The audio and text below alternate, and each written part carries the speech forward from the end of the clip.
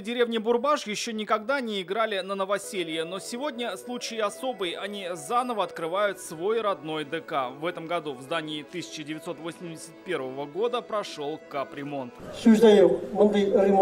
Такой ремонт бывает раз в 30-40 лет. Хотелось бы, чтобы мы бережно относились к такому труду.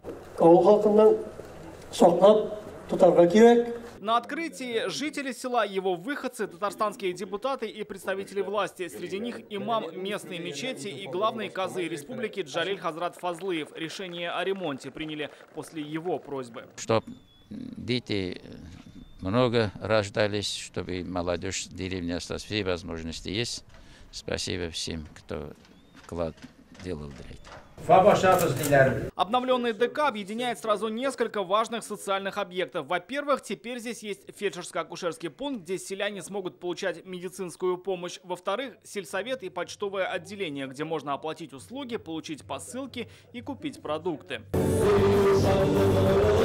Центральный объект – концертный зал, где демонстрировать свои таланты всем гостям снова смогут местные артисты. Все равно вот в нашей республике президентские программы ни один не уменьшился. Президент этого не допускает. И каждый год делается вот эти, много работ делается. И вот сегодня мы открываем этот дворец культуры. И знаете, вот когда зашли, вот когда внутрь, когда концерт показали, дети, очень много детей, человек 20-30 выступали. Я говорю, чьи это дети? Наши, говорят, деревни.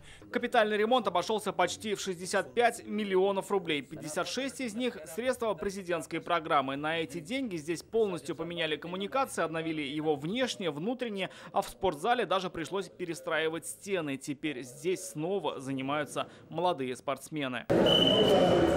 Преобразования стали такими масштабными, что новые объекты возникли даже вокруг клуба. Пример тому новый музей, в который превратили бывшую котельную. На это здание, благоустройство территории и обновление памятника сельчанам, погибшим в годы Великой Отечественной войны, свои личные 8 миллионов рублей направил выходец Бурбаша. Он отмечает, это любовь к малой родине и социальная ответственность бизнеса. Когда я здесь был маленький, понимал, что хотел бы, чтобы деревня была еще краше, еще красивее. Ну и сегодня будем говорить, что эти мечты воплощаются в жизнь. Обновленный ДК будет служить всем 800 жителям деревни. Уже сегодня к занятиям музыкой, творчеством и спортом приступили сотни детей. Рамиль Шайдуллин, Игорь Романов, ТНВ, Балтасинский район.